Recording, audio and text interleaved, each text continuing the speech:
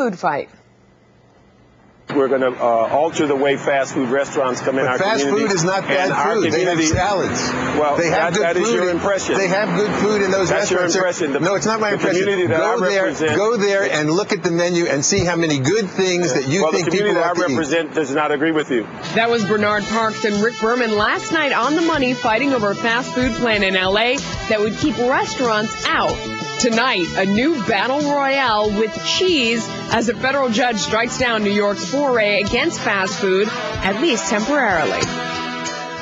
Fast food prime targets. They're being attacked across the country, pound for pound. It's the fight against obesity. Our fast food insiders weighing the issue tonight. Francesca Gessner is San Francisco's deputy city attorney. She's in favor of fast food crackdown. And Sam Kazman is general counsel for the Competitive Enterprise Institute. Sam, let me start with you. What's wrong with this trend of state and local officials coming in and trying to put restrictions on fast food? I mean, after all, 64% of adults in the U.S. are overweight. I think these restrictions are totally unnecessary. The specific thing that happened in New York was you had a judge strike down a law requiring that calorie counts accompany items on menus. And frankly, this may be important information to lots of people, but that does not mean you need a law forcing it to be disclosed. Lots of people, for example, are very interested in whether a food is kosher or not, but there are no laws mandating that food has to be labeled kosher or unkosher. What happens is that merchants find customers they want to cater to, and they do a much better job doing that than any across-the-board city ordinance. I mean, they let the market work. Francesca, I mean, the bottom line, fast food sells. McDonald's is doing amazingly well. People want it for breakfast, lunch, and dinner. I mean, is it really your responsibility to tell them no?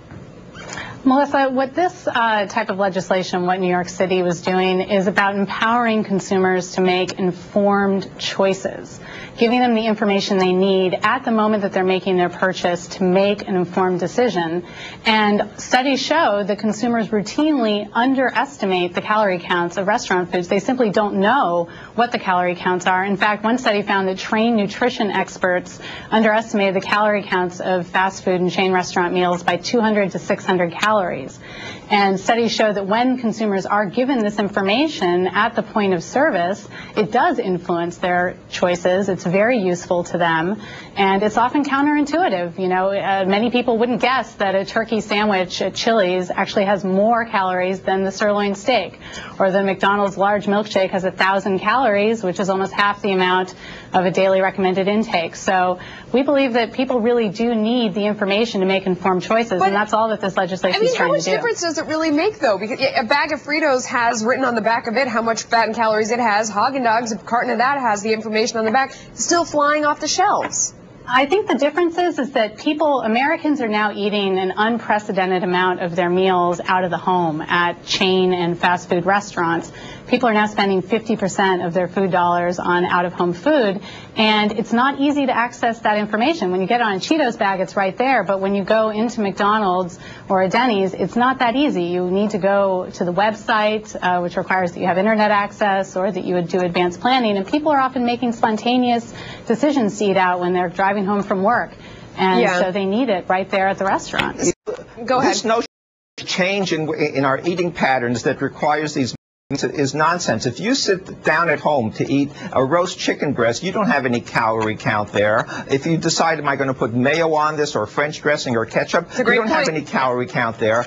People who really want this information have ways to obtain it, and the notion that we need the government involved in mandating this sort of on-the-spot disclosure really has no basis. And what really happens is... I don't see why mandating this disclosure is such a problem. I mean, what do the restaurants have to hide? I mean, this is some about restaurants are doing it voluntarily, and some because they cater to diet-conscious people. But this is the way it starts. First, you mandate the disclosure, and then you find, oh, lo and behold, people are not really changing their patterns. Maybe the lettering is not big enough, or maybe you need a large warning, or maybe let's go to timers on the restaurant tables. That's not what the issue is here. The issue here is giving people information. That's all that we're talking about, telling them how many calories are in a meal that you're choosing to eat. And if they want that information, they have lots of ways of getting it. Well, they don't actually. Under the current regime, over half of fast food and chain restaurants don't make nutrition information available in any format. And if that's important to people, they would stop going there. And I suspect most people, it is simply not all that an important piece of information. Francesca, isn't that the bottom line? I mean, wouldn't people stop going to these places if they couldn't find find the information they wanted, or they thought the food was too fattening. I mean, all these different things. Wouldn't they just not go and spend their money there? I think